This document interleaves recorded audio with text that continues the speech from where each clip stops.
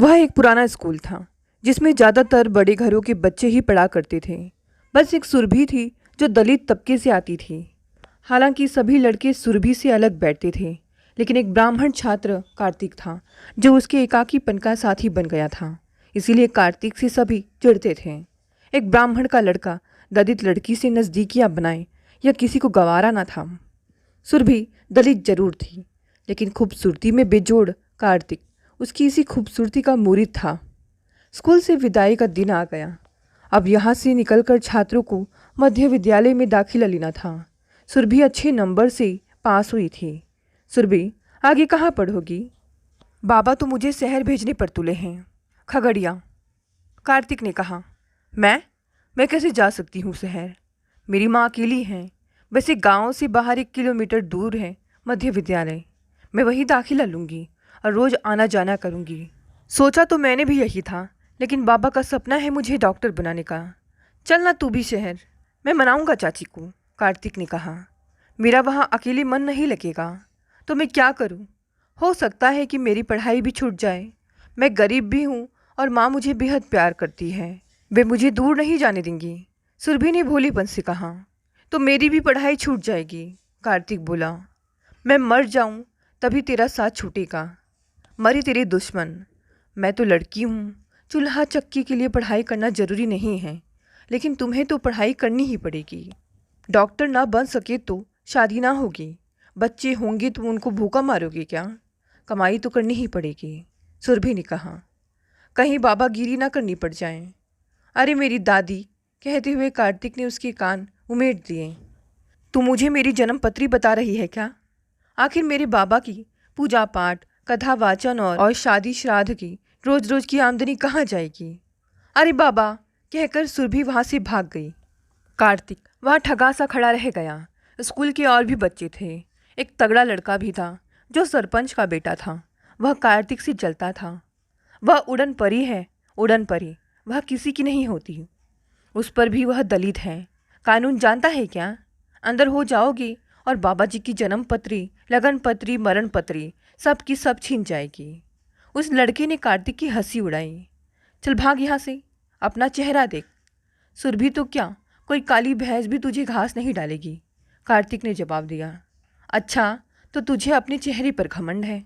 शुरू हो गई दोनों में उठापटक। तगड़े लड़के ने सचमुच कार्तिक का चेहरा भद्दा कर दिया।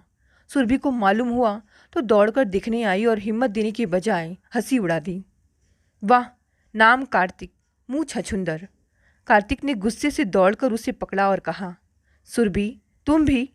ठीक है, अब मैं शहर जाऊंगा और तुझे एकदम भूल जाऊंगा। देखना, मैं डॉक्टर बनकर ही आऊँगा। दुखी होकर कार्तिक अपने घर की ओर चल दिया। यह सुनकर सुरभि भी रो पड़ी। ऐसा मत करना कार्तिक, एक तो तेरा ही सहारा है मुझे। लेकिन कार्तिक ने उसका कहा नहीं सुना और अपने घर चला गया। पंडित देवलाल को जब सब मालूम हो गया तो उन्होंने भी कार्तिक को खूब पीटा। एक तो दलित लड़की है, दूसरे तुम ब्राह्मण। क्या होगा बिरादरी में मेरा? कम से कम मुझ पर तो रहम कर। आखिर उम्र ही क्या है तेरी? ठहर, तेरे मामा को फ़ोन करता हूँ, वह तुझे ले जाएगा और मार मार कर डॉक्टर बनाएगा। कार्तिक को भी उस मामा के बारे में मालूम था कि वे काफ़ी बेरहम हैं। उनकी अब तक 2 बीवियाँ भाग चुकी हैं। नहीं बाबा नहीं, मुझे कहीं और भेज दो, पर मैं वहाँ नहीं जाऊँगा, कहकर कार्तिक रो पड़ा। अरे चुप हो जा, मैं समझ गया सब कुछ। अच्छा है, जब 4 थप्पड़ रोज पड़ेंगे ना तो भाग जाएगा सुरभि के इश्क का भूत। उन्होंने सचमुच ही उस रात फ़ोन करके अगले दिन उसके मामा को बुलवा लिया। तुम बेफिक्र रहो, इसे मैं अच्छे स्कूल में पढ़ाऊँगा और खुद निगरानी करूँगा, मामा ने कार्तिक की माँ से कहा। देखना भैया, बच्चा कोमल है, मारना मत। और हाँ, पंडित जी की इसे डॉक्टर बनाने की इच्छा है, माँ ने हाथ जोड़कर कहा। बनेगा बनेगा डॉक्टर, कैसे नहीं बनेगा। इतना कहकर मामा खुद रिक्शा लेने चले गए और तुरंत ही रिक्शा लेकर भी आ गए। सामान रिक्शे में रखा और मामा भांजी दोनों चल पड़े खगड़िया स्टेशन। रास्ते में ही सुरभि का घर था। सुरभि, माफ़ करना, तेरा दिल दुखाकर मैंने अच्छा नहीं किया। तुझे कभी नहीं भूलूंगा सुरभि। इतना सोचते ही कार्तिक रो पड़ा।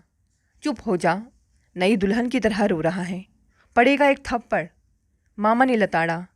कार्तिक एकदम चुप। मामा ऐसे मूछें ऐंठ रहे थे। गाड़ी मिली, चली और उतर गए बेगूसराय। फिर वहाँ से 10 किलोमीटर सवारी गाड़ी से और 5 किलोमीटर आगे मैदान बौराही, जहाँ ना तो कोई स्कूल था ना ही कॉलेज। सुरभि को जैसे ही पता चला कि कार्तिक वाकई शहर चला गया है तो वह भी रो पड़ी और दौड़कर माँ का आंचल खींचकर ठुनकने लगी। कार्तिक शहर चला गया माँ, मैं भी शहर में पढ़ूंगी। अरे बावली, वे लोग बाबू लोग हैं और तुम ठहरी दलित। फिर शहर जाने के लिए पैसे कहाँ हैं बेटी?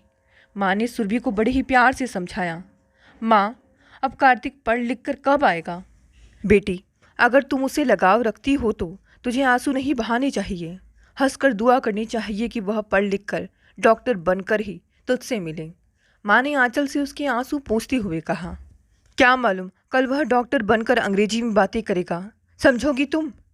अच्छा है कि तुम इस गांव में ही मन लगाकर पढ़ो। कल चलना, हेडमास्टर सर से कहकर स्कूल में दाखिला करा दूंगी।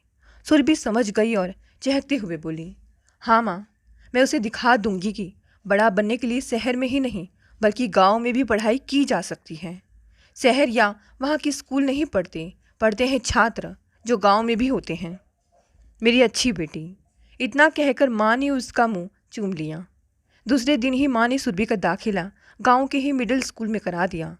उसे यह सुनकर और भी खुशी हुई कि मुफ्त में ड्रेस, किताबें और कॉपियाँ मिलेंगी। साइकिल भी दूंगा अगर मन से पढ़ेगी तो। साइकिल चलाना आता है ना तुझे? हेडमास्टर सर ने पूछा। साइकिल भी चलाना सीख लूँगी। गुड गर्ल, कल से तुम स्कूल आना शुरू कर दो। जी सर। इतना कहकर सुरभि अपनी माँ के साथ घर चली गई। इधर कार्तिक को मामा के घर गए महीने बीत गए। कार्तिक की माँ ने फ़ोन किया तो कार्तिक के मामा रमेश ने कहा, हाँ हाँ, खूब मन लगाकर पढ़ रहा है वह। बगैर डॉक्टर बनाए इसे छोड़ूंगा क्या? पटना से लेकर दिल्ली तक के नेताओं का झोला टांगा है, अटैची ढोई है। वह सब कब काम आएगा? कार्तिक दौड़ा दौड़ा आया और बोला, मामा, माँ से भी मेरी बात करा दो। कई दिन पहले उन्हें मैंने अपने सपने में दिखा था। जब देख ही लिया था तो बातें क्यों ना कर ली? चल भाग, ऐसा जोर का घूसा दूंगा ना कि तेरी बत्ती सी बाहर निकल जाएगी। मामा रमेश बिगड़ गए। कार्तिक रो पड़ा। बाहर बंगले पर रमेश गए तो कार्तिक ने दौड़कर फ़ोन का चोगा उठा लिया। अब लगाए तो कौन नंबर? मुझे कहाँ फंसा दिया बाबा? यहाँ जब कोई स्कूल ही नहीं है तो पढ़ूंगा क्या खाक? दिन रात मामा की तीमारदारी करनी पड़ती है। घर से लाई किताबें भी खोलने नहीं देते। यह मामा नहीं, कंस है, कंस। मैंने सुरभि को धोखा दिया था ना, यह सब मुझे उसी की सज़ा मिल रही है। बाबा, अपने बच्चे की खुशी क्यों नहीं देखी गई आपसे? सोचकर कार्तिक और भी उदास हो गया। मामा रमेश को आया देखकर आंसू पोंछकर कार्तिक ने चूल्हे पर पतीली चढ़ाई। देखते ही देखते 1 साल बीत गया। पंडिताइन ने सारे गहने बेचकर पैसा मामा रमेश को भेज दिया, क्योंकि कार्तिक को डॉक्टर बनाने का झांसा जो दिया गया था। हर महीने फ़ोन आता और डिमांड होती, कभी 2000, कभी 5000 की। एक दिन कार्तिक को मौका मिल गया। ये तो मामा खुद जाता था सड़क पर पान खाने, पर पैर में चोट की दर्द से नहीं चल पाता था, सो पैसे देकर कार्तिक को ही भेजा। बस फिर क्या था, वह नोट रिक्शे वाली को देकर कार्तिक वहाँ से पहुँच गया बेगूसराय स्टेशन। एक ट्रेन खगड़िया के लिए चलने वाली थी, सो वह उसमें चढ़ गया। पहुँच तो गया वह खगड़िया, लेकिन अब नंदीग्राम कैसे पहुँचे? पैसे नहीं थे जो ऑटो रिक्शे वाले को देता। चल पड़ा पैदल। रास्ते में एक गांव का तांगा मिला, चढ़ गया उसमें। तांगे वाला गांव के चाचा लगते थे, जिन्होंने पैसे नहीं लिए। कार्तिक जो ही घर पहुंचा कि माँ की आवाज़ सुनाई दी, कल कहीं से जुगाड़ कर 2000 रुपये भेज दो भाई को, बड़ा स्कूल है, एक दिन की देर में बहुत फाइन लग जाता है। तभी कार्तिक रो पड़ा और उसने पुकारा, माँ। माँ दौड़कर आवाज़ की ओर भागी। किवाड़ की आड़ में छिपे कार्तिक को सिसकता देख वे पिघल गई। कार्तिक, क्या स्कूल में छुट्टी हो गई? तू वहाँ से अकेला कैसे आया? अपने भरोसे। और स्कूल? वहाँ स्कूल ही नहीं है तो छुट्टी कैसे? उसने पीठ और हाथ दिखाए जो मामा की मार से फफोले उठकर चिपक गए थे। देखो देखो, अपना कार्तिक डॉक्टर बनकर आ गया। माँ इतना कहकर बेहोश होकर गिर पड़ी। पंडित जी जो सोने वाले थे एकदम उठे और पंडिताइन को पानी की छींटे मारे।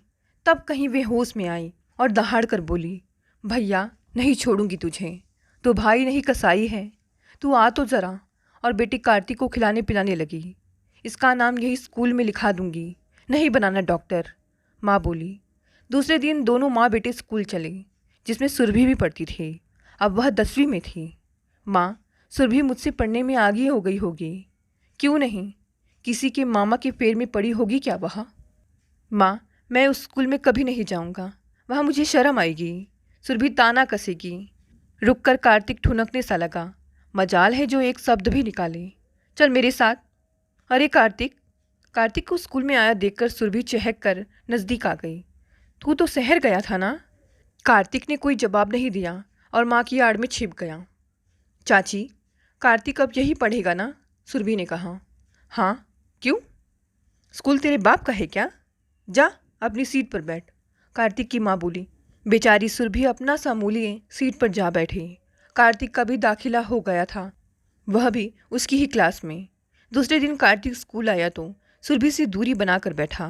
सुरभि हारी नज़रों से कभी कभार उसे देख लेती और अपनी किताब खोलकर उसमें कार्तिक को भूलने की कोशिश करती। इम्तिहान हुए, सबको नंबर मिले। जहाँ सुरभि सबसे अव्वल थी, वही कार्तिक सबसे फिसड्डी। इस बार पंडित जी चढ़े आए। आप पढ़ाते हैं या खेल करते हैं? क्या हुआ? हेडमास्टर ने पूछा। आप जानते हैं ना कि कार्तिक मेरा बेटा है। जी हाँ, अच्छी तरह से। फिर भी सभी बच्चे बच्चियाँ इसमें बाजी मार गए। कैसे? क्यों? इम्तिहान क्या आपने दिया था या कार्तिक ने? मतलब? पंडित जी गरम दिखे। यह तो होना ही था। पिछली क्लास के छात्रों को आगे की क्लास के इम्तिहान में बिठा दिया जाए तो क्या होगा? यही होगा ना? नहीं, आप तो दलित टीचर हैं, इसीलिए। क्या सुरभि से काबिल कोई लड़का नहीं है बाबू लोगों के लड़कों में? मैं तो कहूँगा कि नहीं। समझ गया। चल कार्तिक, नहीं पढ़ना दलितों के स्कूल में। और वे कार्तिक को अपने साथ ले गए। पंडित जी ने कार्तिक का दाखिला अपने गांव से 10 किलोमीटर दूर एक मिडिल स्कूल में करा दिया। वहाँ बाबू लोगों के बच्चे ही पढ़ा करते थे। गांव से एक ऑटो रिक्शा जाता था। एक दिन कार्तिक के अंग्रेजी के एक टीचर मिश्रा जी की नज़र उस पर पड़ी। वे पारखी नज़र रखते थे। तुरंत अपनी बेटी लक्ष्मी की जोड़ी मन ही मन बिठा ली। स्कूल में कार्तिक की सीट लक्ष्मी के साथ ही थी, इससे लक्ष्मी को मिलने वाली सारी मदद कार्तिक को भी मिलने लगी। मिश्रा जी ने पूछताछ करके पता कर लिया था कि कार्तिक एक ब्राह्मण का लड़का है। इसे पास रखकर बचपन से ही दोनों के बीच प्यार के बीज खिल सकते हैं। उन्होंने पंडित देवलाल को बुलवाया और अपनी मनसा जाहिर की। बाप रे बाप, घर में कुबेर आ जाए और पूछे कि कितना पैसा चाहिए, कहकर पंडित जी खुश हो गए और उनके पैरों की ओर झुके।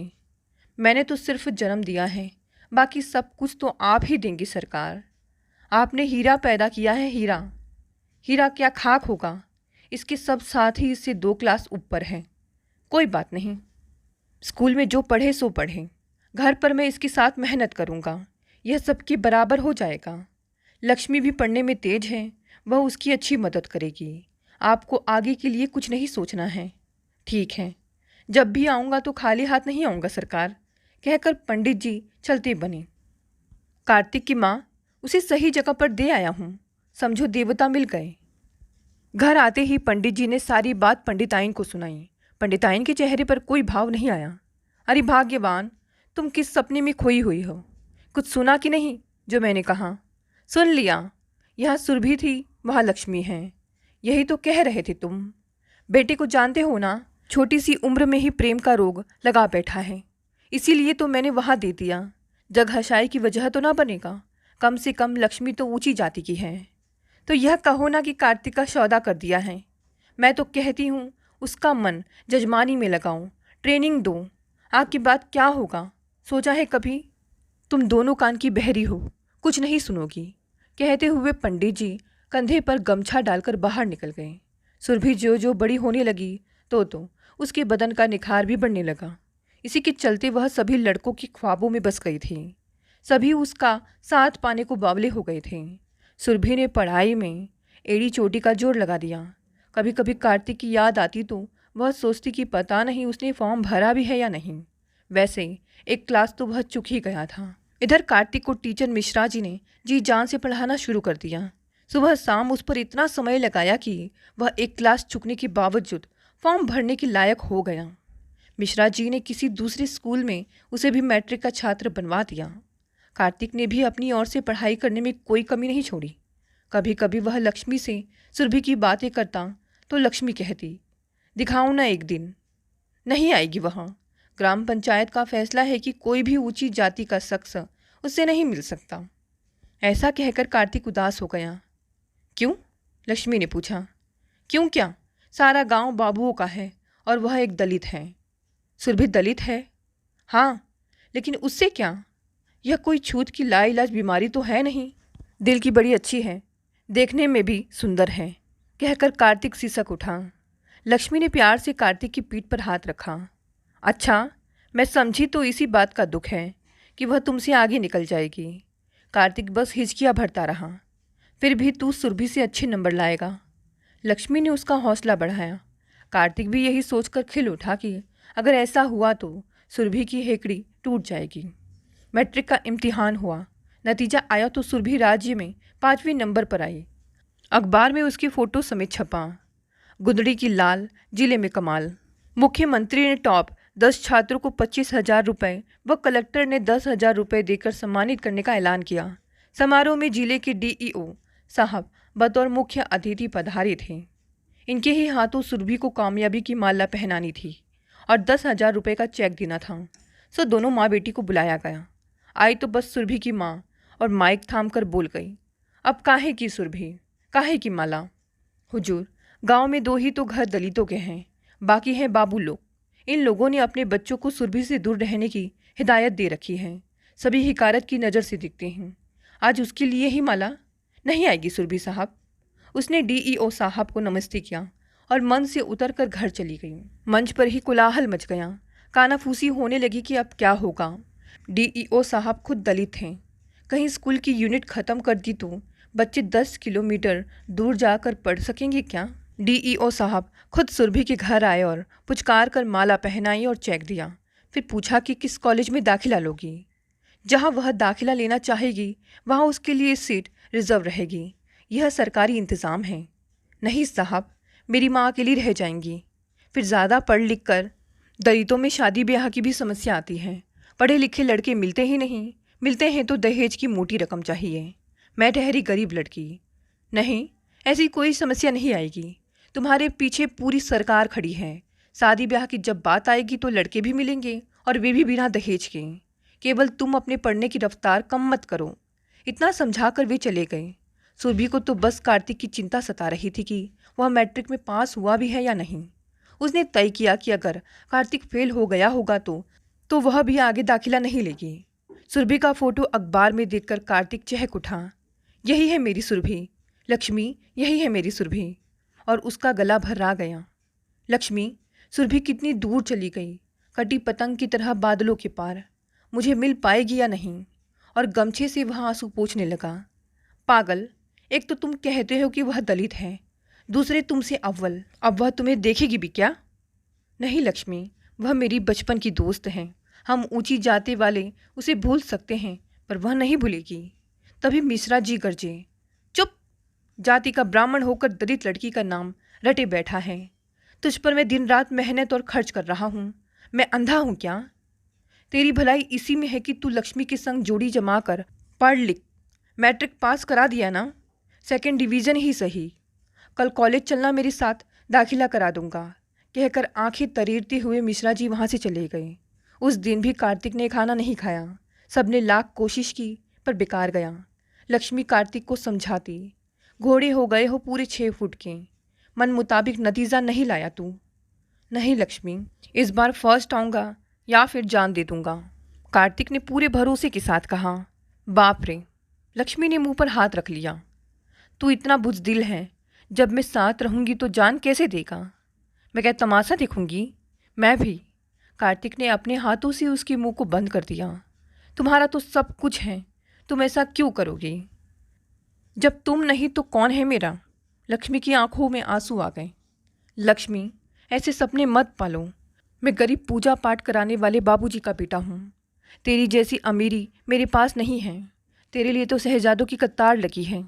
मिस्राइन दूसरे कमरे से दोनों की बातें सुन रही थी। वे बाहर निकल आई। तू ही तो एक सुरमा बचा है सुरभि के लिए।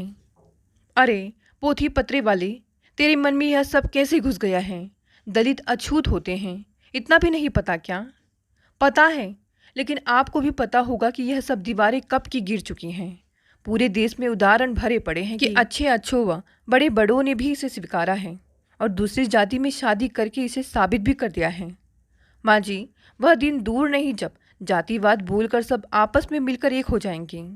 बस भाषण बंद कर, मुझे तुमसे बहस नहीं करनी। माँ जी पैर पटकते हुए वहाँ से चली गई।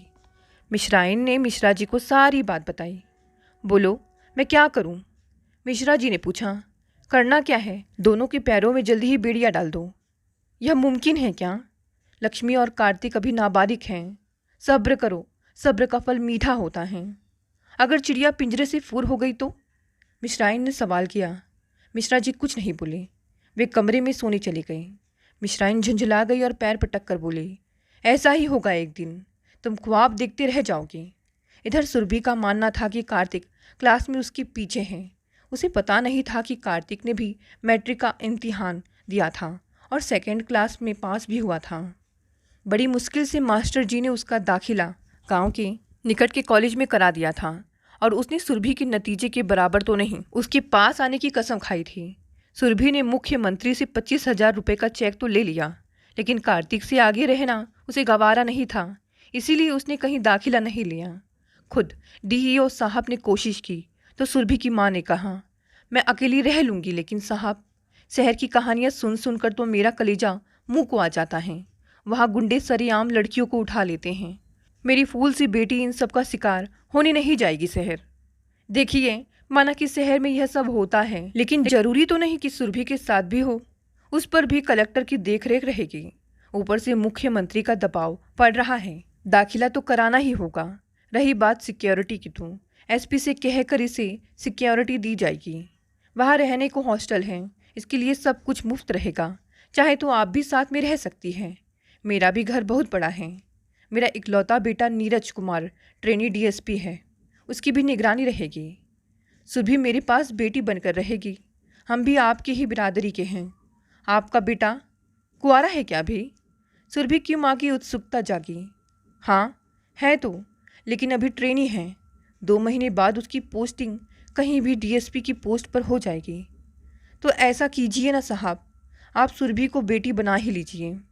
माँ का मकसद ट्रेनी डीएसपी से सुरभि की शादी कराना था। देखिए, ज़माना एडवांस चल रहा है। आजकल शहरों में पहले दोस्ती, फिर सगाई और फिर, समझ रही हैं ना आप? मेरा भी लालच इतना ही है कि ऐसी सुघड़ सुंदर व मेधावी लड़की अपनी बिरादरी में खोजें नहीं मिलेगी। माँ, यह सुनकर सुरभि चीख उठी। कहा ना कि मैं दाखिला नहीं लूँगी और ना ही शादी ही करूँगी। बस मैं कैसे समझूं कि गांव की लड़कियां शहर की लड़कियों से कम होती हैं?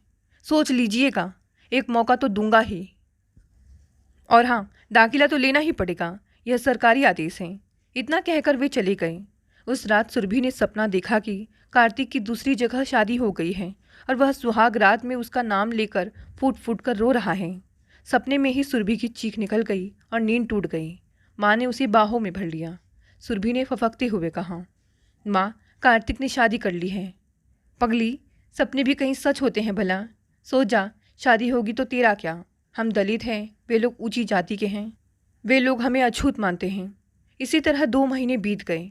डीएसपी नीरज कुमार की पोस्टिंग भी राजकीय महाविद्यालय गेट के पास बने थाने में थाना इंचार्ज के रूप में हुई। डीएम की चिट्ठी का हवाला देते हुए डीईओ ने डीएसपी नीरज कुमार को लिखा कि नंदीग्राम की एकमात्र छात्रा सुरभि का दाखिला कल तक करा दिया जाए, क्योंकि उसी के लिए कॉलेज में सीट रिजर्व रखी गई है।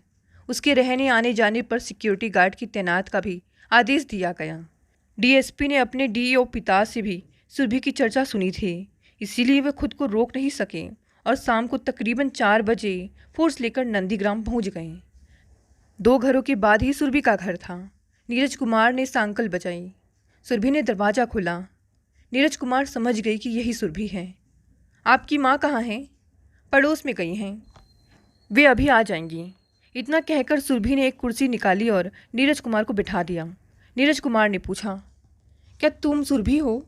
सुरभि ने हाँ में सिर हिलाया और जेब पर लगी नेम प्लेट से समझ गई कि यही डीईओ साहब के बेटे हैं, जिनसे उसकी शादी की बात माँ ने छेड़ी थी।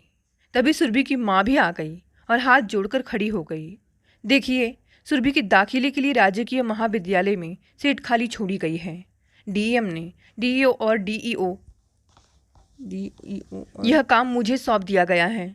कल हम सुबह 9:30 बजे गाड़ी लेकर आएंगे और आप दोनों को महाविद्यालय चलना होगा। इसमें आना-कानी की कोई गुंजाइश नहीं है। बस मैं यही कहने आया था, कहकर वे उठ खड़े हुए। अगर मैं दाखिला ना लूँ तो, सुरभि ने कहा, तो कल मैं वारंट भी साथ ही लेकर आऊँगा। और हाँ, आप सोच लेना, डीएसपी नीरज कुमार ने कहा। सुरभि ने सिर्फ इतना ही कहा, thank you sir. DSP Neeraj Kumar दिल पर बड़े जख्म को सहलाते हुए अपने थाने लौट गए। दूसरे दिन सुरभि का दाखिला हो गया और चल पड़ा नया सेशन। सभी प्रोफेसरों को गाइड किया गया था कि वे सुरभि पर खास नज़र रखें। सुरभि भी हर सब्जेक्ट को आसानी से समझ लेती थी। उसने भी ठान लिया था कि कार्तिक मास्टर मिश्रा जी की बेटी के साथ मगन है तो वह क्यों उसके नाम की माला जपे। अगर वह दलित है तो ठीक है, कुदरत ने उसे किसी से कम थोड़ा ना बनाया है। देखभाल के लिए सिक्योरिटी गार्ड मिलने से सुरभि को घर से कॉलेज आने जाने में कोई डर नहीं था। उसकी माँ भी खुश थी। चूँकि सुरभि हॉस्टल में रहती थी, वह भूल गई अपने गांव को। उसे क्या पता था कि उसका पुराना घर तोड़कर सरकार वहां नई इमारत बना रही है। पूरे गांव का कायाकल्प हो रहा है।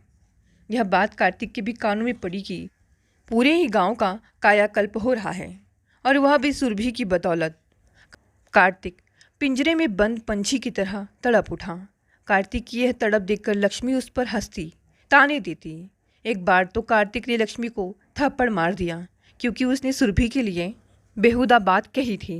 लेकिन एक सच्ची प्रेमिका की तरह वह यह सब बात झेल गई और परिवार को इसकी भनक तक न लगने दी। कार्तिक, तुम मेरी जान भी ले लोगे तो मैं उफ ना करूँगी, रोने के बजाय लक्ष्मी ने बेबाक होकर कहा था। कार्तिक घबराया और लक्ष्मी के पैर पकड़ लिए। मुझे माफ़ कर दो, मेरे दिल को समझो, मैं अपना दिल सुरभि के नाम कर चुका हूँ। लक्ष्मी ने आंसू पूछे। अगर तेरा प्यार सच्चा होगा तो तुझे मिल जाएगी सुरभि। नहीं लक्ष्मी, मैं इस जेल में बेकसूर कैदी हूँ। मुझे तुम आज़ाद कर दो लक्ष्मी। तुम मेरी प्रेरणा हो तो मंजिल है सुरभि। मैं तुम्हारा बड़ा एहसानमंद रहूँगा अगर मुझे मंजिल तक पहुँचाने में मदद कर दी तो। जब कुदरत तेरे साथ होगा तो कोई रोक सकता है क्या? चलो अपने कमरे में, माँ शायद इधर ही आ रही हैं। दोनों अपने अपने कमरे में चले गए। कुछ दिन बाद कार्तिक के कॉलेज में टूर का प्रोग्राम बना। सरकारी फंड से एक बस की गई। उसमें पहले साल के सभी छात्र छात्राएं सवार हो शहर घूमने चले। गाइड के रूप में 2 टीचर साथ थे, जिनमें एक मिश्रा जी भी थे। शहर घूमने के बाद तकरीबन 4 बजे बस जिले की राजकीय महाविद्यालय परिसर में रुक गई। सभी छात्र छात्राएं बाहर निकलकर घूमने लगे। गाइड से कार्तिक को पता चला कि वह जिले का सबसे अच्छा कॉलेज है, जहां टॉपर छात्र छात्राएं ही पढ़ते हैं। उसने अंदाज़ा लगा लिया कि हो सकता है कि सुरभि भी यहीं पढ़ती हो। कार्तिक सुरभि को ढूंढने लगा। सुरभि अभी अभी क्लास से ही बाहर निकली। सिक्योरिटी गार्ड भी पीछे पीछे था। कार्तिक को गार्ड का पता नहीं था, सो उसने धीरे से पुकारा, सुरभि। इतना सुनना था कि सुरभि दौड़कर उसके गले लग गई। तूने मुझे भुला दिया सुरभि? नहीं रे, कहाँ भूली हूँ मैं। देख मेरी हालत, क्या ऐसी थी मैं? और सुरभि ने कार्तिक को जोर से भींच लिया। सुरक्षा गार्ड ने देखा तो उसने दौड़कर कार्तिक को पकड़ा और गेट के पास बने थाने में डीएसपी नीरज कुमार को सौंप दिया। डीएसपी नीरज कुमार ने कार्तिक की बेरहमी से पिटाई कर दी और थाने में बंद कर दिया। सारे छात्र छात्राएं धरने पर बैठ गए और नारेबाजी करने लगे। मामला गंभीर होता देखकर डीएसपी नीरज कुमार ने कार्तिक को छोड़ दिया और मिश्रा जी ने राजकीय हॉस्पिटल में उसे भर्ती करा दिया। थाने में कार्तिक की इतनी पिटाई की गई थी कि 3 महीने तक उसे हॉस्पिटल में रहना पड़ा। लक्ष्मी कभी कभी हॉस्पिटल आती तो उस पर ताना कसती, दिल दिया दर्द लिया। वही थी ना तुम्हारी सुरभि? अच्छी है तुम्हारी पसंद। कार्तिक कुछ नहीं बोला, बस सिसकता रहा। आखिर डॉक्टरों के इलाज और लक्ष्मी की सेवा से वह घर जाने लायक हो गया।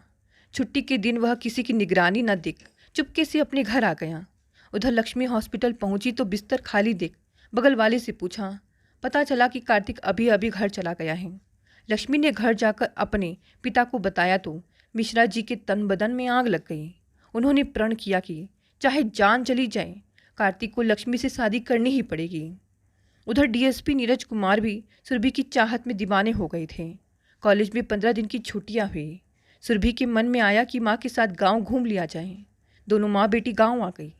बदलाव देखकर वे दंग रह गए।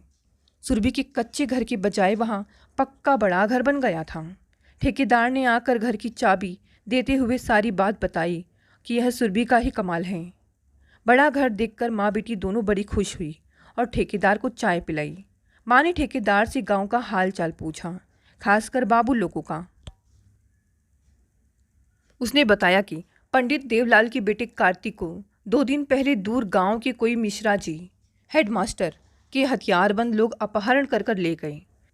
सभी बाबू लोगों ने मिश्रा जी के यहाँ दबिश दे दी। आखिरकार मिश्रा जी ने हथियार डाल दिए और पंडित देवलाल के बेटे कार्तिक को मुखिया के हवाले कर दिया। चेतावनी देते हुए सभी लोग वापस गांव आ गए। यह सुनकर सुरभि परेशान हो गई और छत पर टहलने लगी।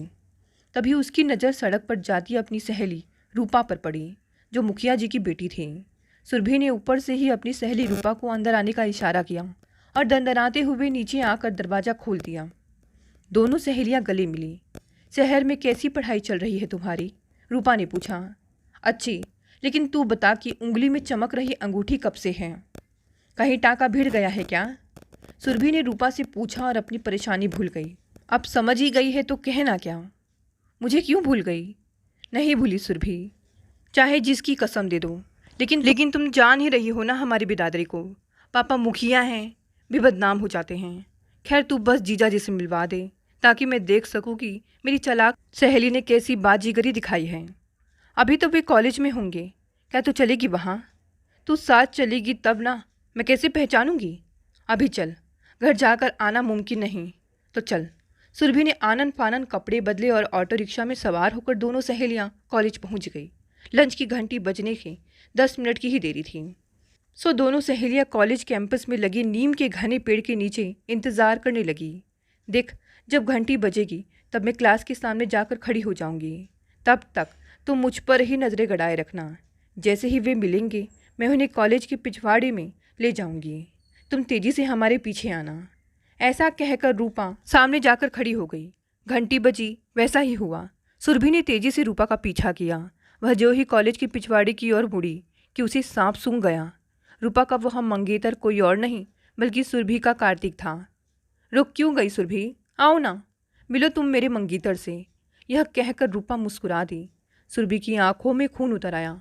वह बोली, धोखेबाज, तो यही है तेरा असली रूप। कार्तिक कुछ बोलना चाह रहा था, लेकिन सुरभि अपने ही रौ में थी। मैं दलितों व कमज़ोरों लोगों को समाज में इज्जत दिलाने की हसरत के लिए चल रही थी, और इसमें तुमने भी साथ देने की कश्में खाई थी। कहाँ गया वह जज्बा? रूपा की समझ में कुछ नहीं आ रहा था। वह हैरानी से दोनों को देख रही थी। सुरभि बोले जा रही थी, तुम ऐसे इंसान हो जो खुद अशुद्ध रहकर यजमानों का शुद्धिकरण कराते हो और पंडित होने का ढोंग रचते हो। क्या किया है तुम लोगों ने? दलितों और कमजोरों की जायदाद हड़प कर उन्हें बेघर कर गांव निकाले जाने की सजा दे दी है। झूठ फरेब व वादा खिलाफी कर तूने मेरे दिल के टुकड़े टुकड़े कर दिए। मैं कैसे और कहाँ जीऊँगी कार्तिक? तेरे लिए मैंने अपनी बिरादरी के ही होनहार स्मार्ट डीएसपी का ऑफर ठुकराया। तूने मुझे तो कहीं का न रखा। कान खोल कर सुन ले, मेरी ज़िंदगी को हराम करके तुम भी नहीं जी सकोगे। मेरी जगह तो अब गंगा की गोद में है। मैं चली और सुरभि बेतहासा भागी। पास ही में गंगा नदी बहती थी। सुरभि सुनो तो, रुको तो कहकर जब तक कार्तिक पीछा करते हुए उसे पकड़ता तब तक वह गंगा में कूद पड़ी। कार्तिक ने भी छलांग लगा दी। अब रूपा को पूरी बात समझ में आई। उसने इस घटना को वहाँ नहा रहे लड़कों को बताया जो तैरना जानते थे। वे कूद पड़े। कार्तिक और सुरभि बीच गंगा में डूबते उतरा रहे थे। कुछ लड़कों ने हिम्मत दिखाई और दोनों को बाहर निकाल लिया। कार्तिक रोए जा रहा था, वहीं सुरभि बेहोश थी। कुछ लड़के दौड़कर डॉक्टर को बुला लाए। उन्होंने सुरभि की सांस चेक की जो धीमे धीमे डूबती जा रही थी। दोनों को तुरंत गाड़ी में लाद कर नर्सिंग होम ले आए। पेट का पानी निकालने के बाद ऑक्सीजन लगा दी गई। 2 घंटे के इलाज के बाद सुरभि होश में आई। यह सब देखकर रूपा के भी आंसू नहीं सूख रहे थे। सुरभि, तूने जरा भी बताया होता कि तुम कार्तिक से बचपन से प्यार करती हो तो मैं इस दबंग समाज से लड़ जाती और तेरा ब्याह कार्तिक से ही करवाती। लेकिन तूने कभी इस बारे में बात नहीं की। मुझे माफ़ कर दे सुरभि। और रूपा ने सगाई की अंगूठी निकाल कार्तिक को देते हुए कहा, कार्तिक, पहना दे सुरभि को। कार्तिक झिझका, लेकिन लड़कों के हुजूम में से एक ने हिम्मत की, पहना दे सुरभि भाभी को अंगूठी, मरते दम तक हम तेरे साथ हैं। भाभी होश में आ गई हैं, तेरी शादी अभी होगी। हमारे कुछ साथी जरूरी सामान व पंडित को लाने चले गए, बस आने की देरी है। कार्तिक ने सुरभि को वह अंगूठी पहना दी। सबने तालियां बजाई। तभी पंडित जी व सारा सामान आ गया। रूपा ने सुरभि को सजाया। तभी उन्हें भनक मिली कि मिश्रा जी के गुंडों ने घेराबंदी कर दी है। लड़कों ने भी नर्सिंग होम घेरे रखा, कोई अनहोनी ना हो जाए, इसलिए रूपा ने कोतवाली और अपने पिता को फ़ोन कर दिया। मुखिया जी ने तुरंत आकर अपनी दोनाली तान दी। बच्चों हट जाओ, नादानी मत करो, मारे जाओगे। अंदर क्या हो रहा है? मुखिया जी ने घुसने की कोशिश की। अंदर से शादी कराने के मंत्र सुनाई पड़ रहे थे। सुन नहीं रहे हैं चाचा, अंदर कार्तिक और सुरभि की शादी हो रही है, एक लड़के ने बताया। खबरदार मुखिया जी, एक भी गोली चली तो। कोतवाली से डीएसपी नीरज कुमार ने अपनी रिवॉल्वर मुखिया जी की कनपट्टी से सटा दी। तब तक जवानों ने भीड़ की कमान अपने हाथों में ले ली थी। मिश्रा जी के गुंडे भाग चुके थे। शोर सुनकर रूपा बाहर आई और पिताजी को देखकर रो पड़ी। अच्छे आए आप, कन्यादान तो आप आज को ही करना है। चलिए भीतर कर दीजिए कन्यादान। कन्यादान? एक दलित लड़की का कन्यादान मैं करूं? दिमाग तो ठीक है तेरा? मुखिया जी बोले। हाँ हाँ, आप दलित किसे कहते हैं? उसे जिसने दलित घर में जन्म लिया है। लेकिन उसने जन्म देते वक्त कहीं कोई निशानी दिया कि मैं उसे दलित मान लूँ? मैं और सुरभि दोनों बचपन की सहेलियाँ हैं। बताइए क्या फ़र्क है हम दोनों में? यहाँ दलित के नाम पर नफरत से बीज बोने का हक किसने किसको दिया है? कार्तिक और सुरभि के बीच बचपन का प्यार है। हम सब जातिवाद के चक्कर में इसे नहीं पहचान सके। प्यार की कोई जाति नहीं होती। अब तो सरकार ने भी इसे मान लिया है। इतना कहकर रूपा ने उनके हाथ से बंदूक छीन ली और उसे दूर फेंक दिया। मुखिया जी ने भी अपनी बेटी के सामने घुटने टेक दिए। बेटी, आज तूने बेटी की सही परिभाषा देकर मुझे एहसानमंद कर दिया। तूने मुझे आईना दिखा दिया। दोनों भीतर गए और पंडित ने मुखिया जी से कन्यादान करवाया। सभी बाहर निकले। सुरभि की मांग में सिंदूर और कार्तिक के सिर पर सेहरा देखते ही बनता था। रूपा सुरभि को संभाले खड़ी थी। मुखिया जी ठीक कार्तिक के बगल में सीना ताने खड़े हुए थे। डीएसपी साहब भी सादा कपड़ों में सुरभि व रूपा के बगल में खड़े थे। मुखिया जी ने कहा, बच्चों, इस समाज की बेहतरी का जिम्मा तुम्हारे ही कंधों पर है। रूपा ने जो कहा मैं तो उससे बड़ा प्रभावित हुआ और मान लिया। पूरी भीड़ ने एक सुर में कहा, हाँ। सरपंच ने कहा, मुखिया जी, हम दलित बस्ती के हैं। इसे सही मायने में दलित बस्ती बनाएंगे और सबको समान अधिकार दिलाएंगे। जिन बाबू लोगों के पास दलितों की ज़मीन, मकान वगैरह कब्जे में है, उसे कागज़ समेत वापस करवाएंगे और तमाम दलितों को भी वह सहूलियतें दिलाएंगे जो बाबू लोगों को मिली हुई है। तभी झाड़ी में से एक दंदनाती गोली मुखिया जी के सीने पर जा लगी। वे कटे पेड़ की तरह गिरे और मर गए। जवानों ने खदेड़ कर गोली चलाने वालों को पकड़ लिया और डीएसपी के सामने खड़ा कर दिया। उसने तुरंत एक थप्पड़ में ही कबूल कर लिया कि उसे मारना था कार्तिक को। धोखे से गोली लग गई मुखिया जी को। कार्तिक, सुरभि व रूपा दहाड़े मारकर मुखिया जी की लाश पर गिरे। रूपा रोते रोते बेहोश हो गई। डीएसपी नीरज कुमार ने लाश को तत्काल पोस्टमार्टम के लिए भेज दिया और खुद जवानों के साथ भीड़ को काबू करने में लगे रहे। रूपा जब होश में आई तो रो रो कर कहने लगी, आज मेरा कन्यादान होना था, अब कब होगा कन्यादान? कौन करेगा कन्यादान? डॉक्टर दिलासा देते हुए बोला, बेटी मैं करूँगा कन्यादान, मेरा आशीर्वाद है तुझे। तभी लोगों ने देखा कि सुरभि ने डीएसपी के पैर पकड़ लिए। सुरभि, उन्हें हैरानी हुई और पैर हटा लिए। कुछ कहना है? हाँ तो कहो सबके सामने। सर, आप भी मुझसे प्यार करते थे ना? बिल्कुल, अब तुम मेरी बहन हो गई हो। बोलो कौन सा बलिदान करूं मैं? मेरी बड़ी हसरत थी कि तुम कुछ कहो और मैं उस पर अमल करूं। मेरी गुजारिश है कि आप रूपा की मांग भर दें।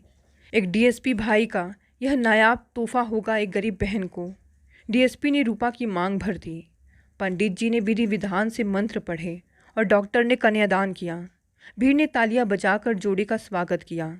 मुखिया मर्डर केस में अदालत ने मास्टर मिश्रा को 20 साल की कैद और हत्यारे को फांसी की सज़ा सुनाई। दोस्तों, कहानी यहीं समाप्त हो गई। कहानी पसंद आई तो इसे लाइक, शेयर, कमेंट करें। नए हैं तो चैनल को भी सब्सक्राइब कर लें। धन्यवाद दोस्तों, मिलते हैं अगली नई कहानी से।